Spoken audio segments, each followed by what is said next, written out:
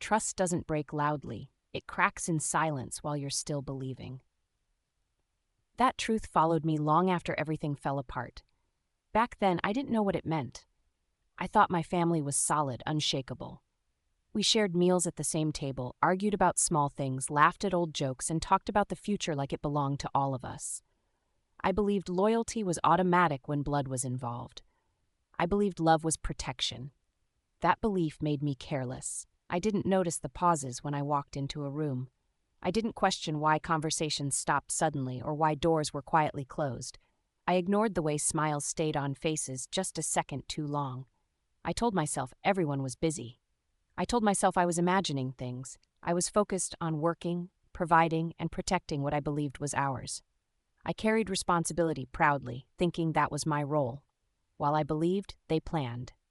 While I trusted, they prepared documents I never saw and decisions I was never part of. Betrayal didn't come with shouting or slammed doors. It arrived dressed as normal life. It arrived with friendly voices, calm faces, and reassuring words. Looking back, that silence was the loudest warning I ever ignored. It started with what they called a family business meeting. Nothing serious, they said, just routine paperwork, just updates, just signatures. We had done this before, so I didn't feel alarmed. My brother sat confidently at the table, explaining numbers I didn't fully review. My uncle handled the lawyers, speaking with authority and calm control. Everyone sounded prepared. Everyone sounded sure. They told me to relax. They reminded me how much they appreciated everything I had done. They joked about how stressed I always looked. That made me smile. That made me trust them even more. When papers were slid across the table, I didn't read every line. I signed where they pointed. I trusted the people sitting across from me more than the ink on the page. I had no reason to doubt them, or so I thought. We were family. That word carried weight in my mind. It meant safety. It meant honesty. It meant no hidden knives. That belief was my mistake. Family doesn't need force to hurt you. They don't need threats or violence. They know your habits, your weaknesses, and your blind spots. They know exactly where to cut and how deep without making a sound. The changes didn't happen all at once. That's why I didn't fight back early. At first, it was small things. I couldn't access certain accounts anymore. Passwords didn't work. Reports arrived late or not at all. Meetings happened without me, and I only heard about decisions after they were already made. When I asked questions, the room grew uncomfortable. They didn't shout. They didn't accuse me directly. Instead, they used calm voices and concerned expressions. They said I was stressed. They said I was overthinking. One time, my brother looked at me and said I was being too emotional. That word stuck with me. Emotional. Like my concerns were the problem, not their actions. I felt confused more than angry. Confusion is dangerous because it slows you down. It makes you doubt yourself instead of others. I replayed conversations in my head, wondering if I misunderstood something. I tried to stay calm so I wouldn't seem unreasonable.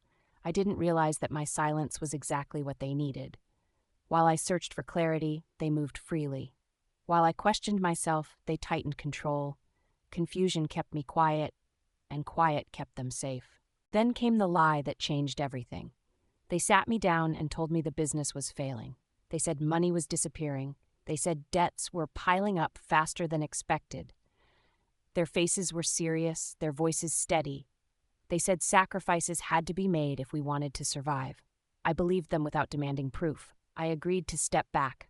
I moved out of my own office, telling myself it was temporary. I gave up authority, thinking it was a strategic move. I let go of control because I trusted their words more than my instincts. I told myself this was what teamwork looked like during hard times. What I didn't know was that the business wasn't failing at all. It was being stripped. Assets were quietly moved under new names. Ownership was shifted. My absence wasn't helping. It was required. Every step I took back gave them more room to move forward. At night, I worried about the future, thinking I had failed my family. I didn't know they were already planning life without me in it. The lie wasn't just about money. It was about removing me slowly, carefully, and legally. By the time I realized something was wrong, the damage was already written in ink. The day I was removed officially felt unreal. There was no shouting, no argument, no dramatic confrontation. We sat in a quiet room while a lawyer spoke on their behalf. He used polite language and legal terms, explaining decisions that had already been finalized. I wasn't asked for my opinion. I was informed of my replacement. My family avoided my eyes. Some stared at the table. Others pretended to listen carefully, like this had nothing to do with them. In that moment, I understood everything. I was no longer an owner. I was no longer a partner. I was described as a risk. Hearing that word hurt more than losing the business. Just like that, I was out. No warning. No honest conversation, no apology. Years of work ended in minutes. Trust collapsed without noise. As I walked away, I felt hollow, not angry. Anger would come later. At that moment, all I felt was loss. Not just of money or position, but of family. That was the day I realized betrayal doesn't need cruelty. It only needs permission and silence. I went home numb, like my body was moving without me. The house felt quieter than it ever had before. I dropped my keys on the table and just stood there, staring at the wall. My phone stayed silent. No missed calls, no messages, no concern. Not from my brother, not from my uncle, not from anyone who had just taken everything from me. I kept checking the screen, expecting at least one explanation, one excuse, one lie. Nothing came. That silence hurt more than losing the business. Money can be replaced, positions can change, but silence is a message you can't misunderstand. It told me I had been erased on purpose. It told me they had already moved on. I replayed the meeting in my head, searching for signs I missed. I wondered how long they had planned this and how easily they walked away afterward. That night, I didn't sleep. I sat in the dark, listening to the quiet, realizing no one was coming to fix this. No one was going to explain or apologize. The people I trusted most had decided I no longer mattered. That was the moment I understood the truth. I wasn't just removed from the business. I was removed from the family story they wanted to tell. The days that followed were heavy and unforgiving. Bills began to pile up quickly. Expenses I never worried about before suddenly felt threatening. Each envelope was a reminder of how fast stability can disappear. At the same time, my reputation started to crumble. Friends stopped calling. Business contacts avoided my messages. People I respected looked at me differently. I soon realized why. My family had already spoken. They told their version first. In their story, I was unstable. I was irresponsible. I was difficult to work with. They painted me as the reason things went wrong. Lies move fast when many mouths repeat them. I heard whispers through mutual contacts. I saw judgment in quiet glances. What hurt most was how easily people believed them. No one asked for my side. No one questioned the sudden change. I felt isolated in a way I never had before. I wasn't just financially shaken. I was socially cut off. The world I knew had closed its doors without warning. That loneliness forced me to sit with my thoughts. It stripped away distractions. For the first time, I truly understood how dangerous lies can be when spoken by trusted voices. And I learned how quickly people disappear when your value to them changes. The anger didn't arrive right away. When it did, it surprised me with how quiet it was. It didn't explode, it settled. Instead of letting it control me, I chose something else. I chose clarity. I decided that if I was going to fall, I would at least understand why. I started reviewing everything I still had: old emails, signed documents, text messages, notes from meetings. At first, it felt pointless. Then small details began to stand out. Dates that didn't match stories I had been told. Emails sent late at night. Language that felt calculated instead of casual. Slowly, patterns formed. Transfers moved in specific directions. Signatures appeared where mine should have been required. Timelines didn't line up with the story of a failing business. Each discovery made my chest tighten, not with rage, but with focus. The truth wasn't hidden well. It was hidden confidently. I realized something important during those long nights of reviewing documents. This wasn't chaos. It was design. They didn't panic. They planned. And if they planned once, they made mistakes somewhere. That thought grounded me.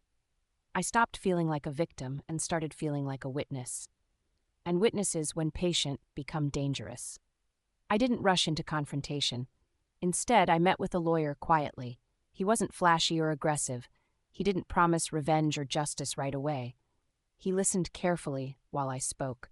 He asked questions that showed he understood more than he said. When I finished, he leaned back and nodded slowly. Then he said something that changed everything. He said they were careful, but not careful enough. Those words stayed with me. They meant there was a path forward.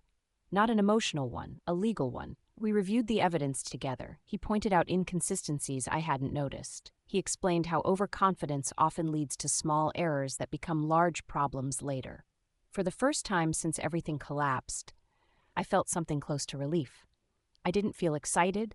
I didn't feel triumphant. I felt steady. Hope didn't arrive loudly. It arrived quietly, like certainty. I knew this wouldn't be fast. I knew it wouldn't be easy. But I also knew something else. The truth was on my side, and time was no longer working for them. That meeting marked the moment my story stopped being about loss and started being about control. From that point on, I stayed silent in public. I didn't defend myself online. I didn't argue with rumors. I let people believe I was broken. I let my family think their plan had worked perfectly. Silence became my shield. They grew comfortable. Confidence makes people careless. They spoke freely in emails. They trusted the wrong people. They stopped watching their steps. From a distance, I observed everything. Every move they made gave me more confirmation. I rebuilt my life quietly. New routines, new discipline, no announcements, no explanations. Strength doesn't need attention, and revenge doesn't need noise. The more invisible I became, the safer they felt. And the safer they felt, the more they exposed themselves. I learned patience during that time. Real patience, not waiting, but preparing. I understood that the best revenge doesn't announce itself. It arrives when the other side believes the danger has passed. They thought my silence meant defeat. They thought I had accepted my place. They were wrong. I wasn't healing in public. I was positioning myself in private. And when confident people stop looking over their shoulders, they never see the consequences coming. I rebuilt my life slowly, one quiet decision at a time. There were no announcements, no dramatic comebacks, no public statements about starting over. I found new work that didn't carry my old name or history. I showed up early, stayed focused, and kept my head down. I built new contacts carefully, learning who to trust and who to keep at a distance. I didn't talk about my past unless it was necessary. The less people knew, the safer I felt. Every small step forward made me calmer. Stability returned in pieces, not all at once. I paid off what I could, adjusted my lifestyle, and learned how to live without excess. I stopped chasing validation. Strength doesn't need attention, and healing doesn't need witnesses. The quieter my life became, the clearer my mind felt. Revenge never crossed my thoughts as rage or impulse. I understood something important during that time. Anger rushes and burns out. Patience builds and lasts. I wasn't trying to destroy anyone. I was trying to restore balance. That required discipline, not emotion. Each calm morning and focused evening reminded me that the strongest position is the one no one sees coming. As my life stabilized, the evidence continued to grow. I didn't rush it. I let facts reveal themselves naturally.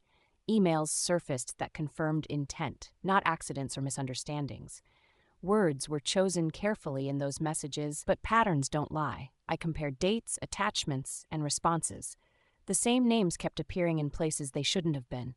Bank records told a clearer story. Transfers moved in directions that contradicted everything I had been told. Amounts were split just enough to avoid attention. Accounts were opened and closed with perfect timing. This wasn't poor management, it was manipulation. Witnesses came forward slowly. Some hesitated, afraid of being involved. Others felt relieved to finally speak. They remembered meetings I wasn't invited to, conversations that stopped when I entered rooms, instructions given quietly and followed without question. Each memory filled a gap. The story my family told began to crack under its own weight. Every new piece of evidence didn't make me angry. It made me focused. I wasn't guessing anymore. I was documenting. And documentation has power. The truth didn't need emotion. It only needed patience and proof. I never confronted them. Not once. I didn't ask for explanations or demand apologies. Confrontation would have warned them. Instead, I prepared. Quietly. Legally. Completely. I treated the situation like a long-term plan, not a personal fight. Emotions stayed out of it. Structure replaced impulse. I organized everything with care. Files labeled clearly. Timelines mapped out. Conversations documented.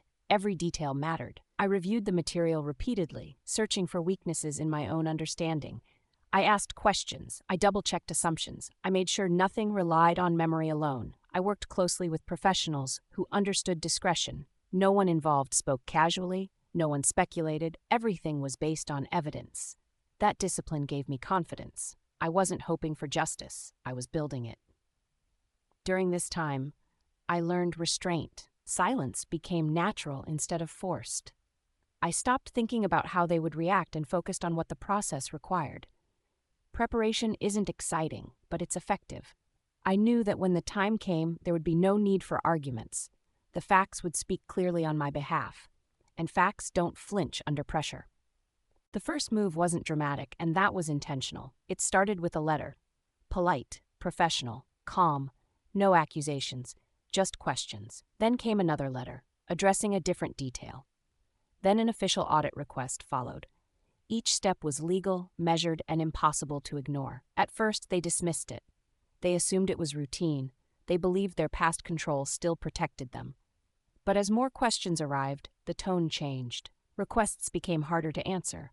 Documents they assumed were hidden were suddenly required. Timelines were challenged. They began to feel pressure without knowing where it was coming from. There was no single enemy to point at. Just procedures, deadlines, and compliance requirements. That was the power of doing things correctly.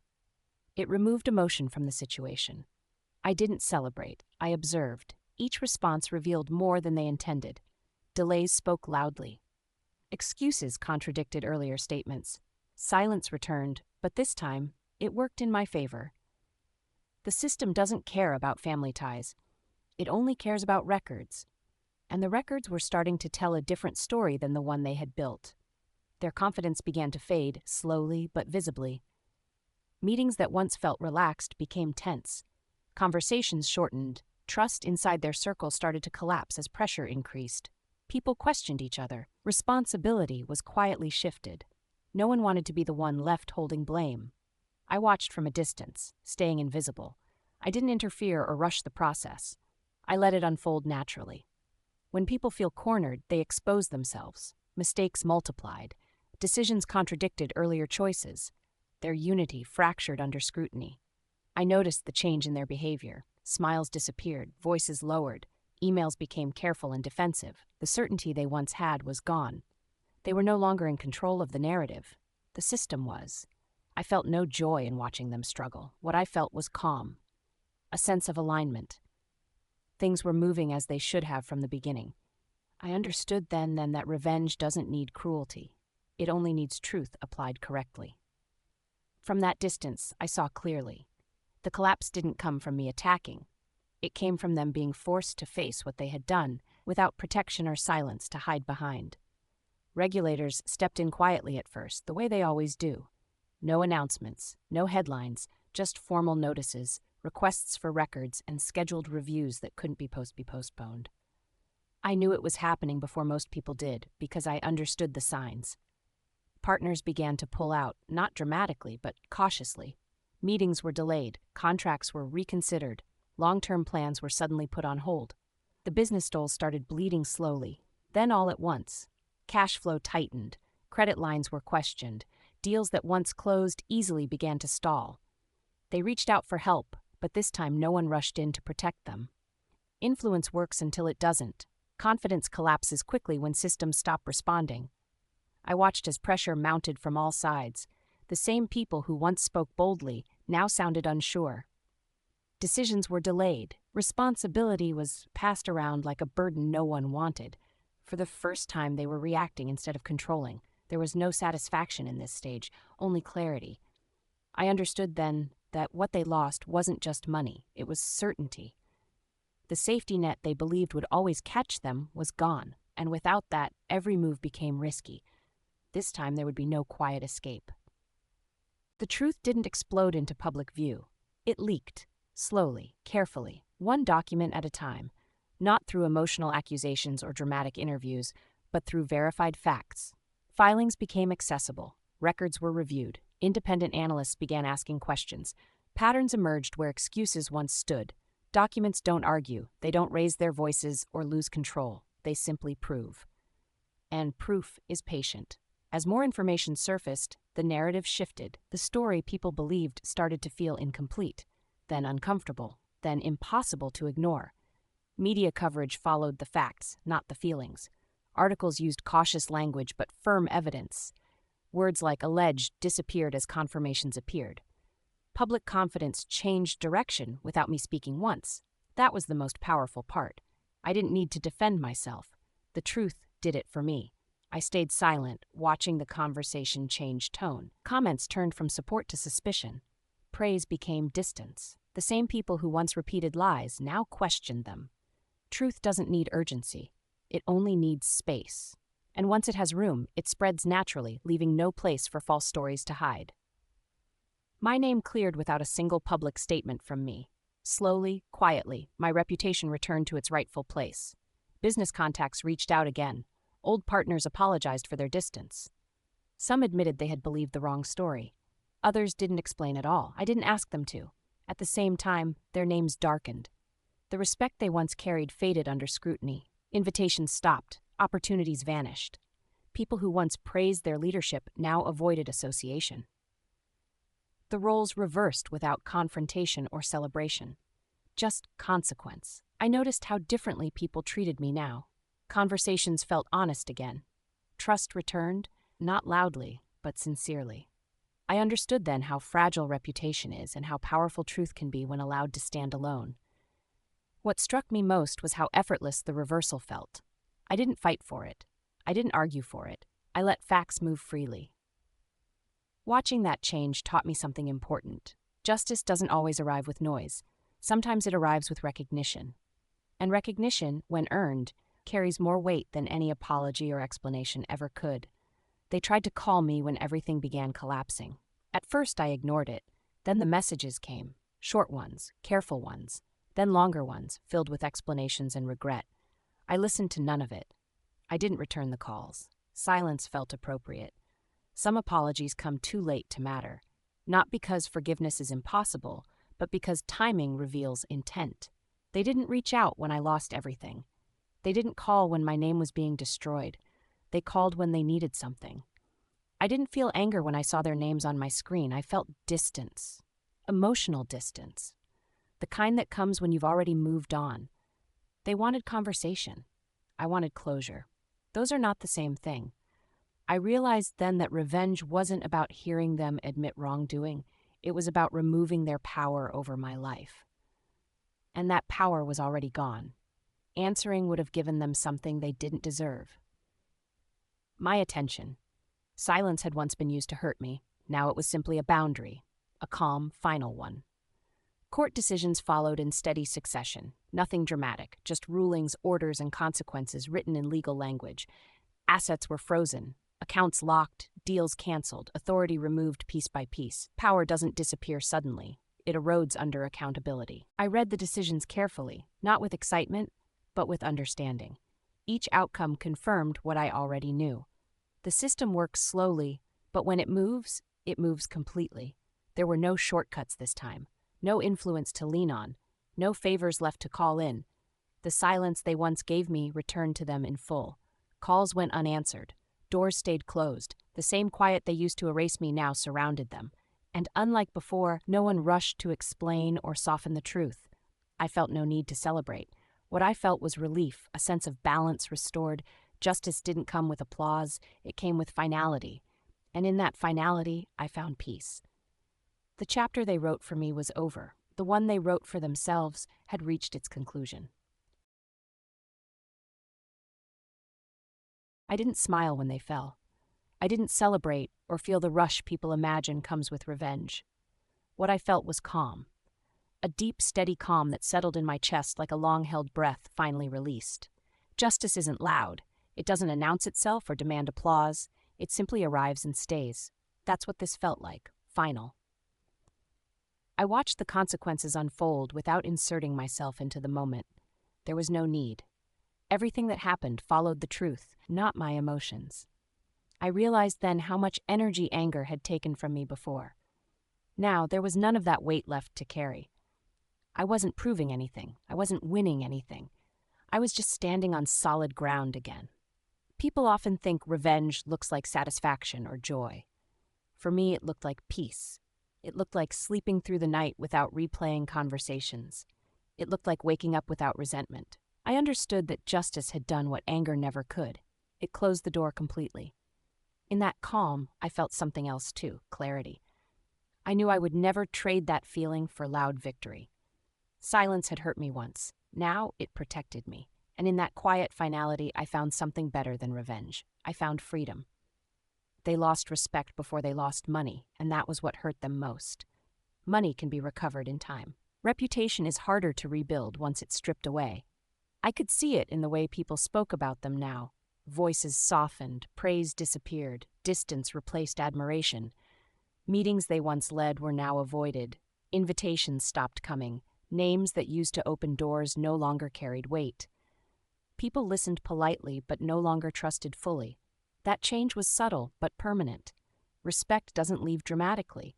It fades when people realize who you really are. I recognized that pain because I had lived it. But there was one difference. I hadn't earned it. They had. Watching that realization settle over them was uncomfortable, but necessary. They weren't being punished by me. They were being corrected by reality. What surprised me most was how quickly loyalty disappeared around them. The same people who defended them quietly stepped away.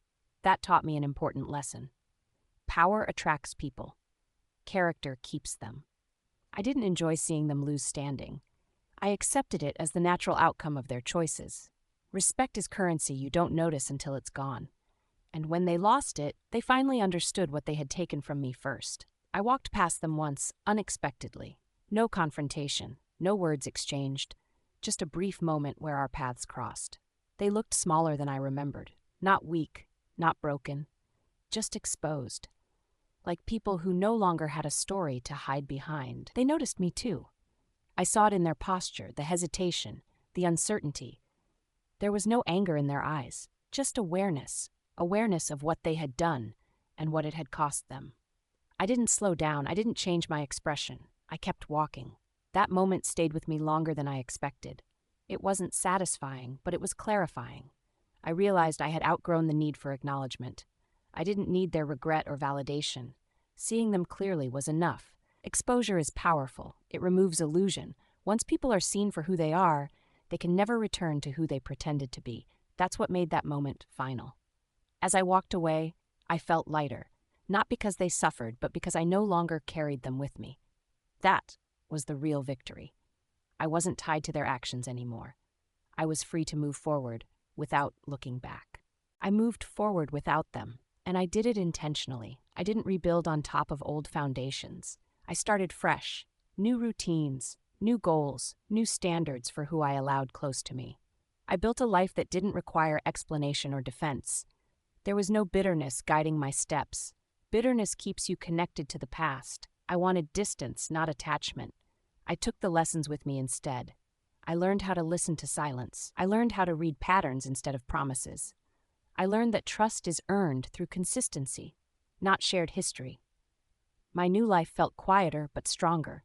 I chose peace over pride, stability over approval. I stopped explaining myself to people who didn't need explanations. I focused on what I could control and released everything else. Forgiveness came naturally, not for them but for myself, for trusting too easily, for ignoring instincts, for believing loyalty was automatic. I didn't regret the past. I understood it. Moving forward wasn't about proving anything. It was about living well without carrying old wounds. And in that clean beginning, I found something powerful.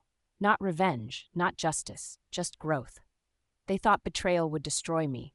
They believed taking everything from me would end my story. They were wrong. What they did became my education. It taught me patience when I wanted speed, strength when I felt weak, timing when I wanted action.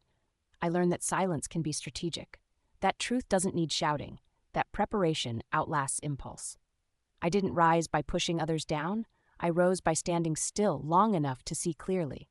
My family paid the price for their choices, not because I demanded it, but because actions always collect interest. Eventually, the debt comes due. And when it did, I wasn't standing in anger. I was standing in understanding. The world didn't need to hear my side in a dramatic speech. It learned through results, through facts, through consequences. That's how real stories end, not with noise, but with resolution. I carry no hatred forward. I carry wisdom. I don't look back with regret. I look forward with confidence. Betrayal didn't end me. It refined me. And if there's one truth this journey proved, it's this. Never underestimate someone who stays silent, prepares carefully, and lets the truth speak when the time is right.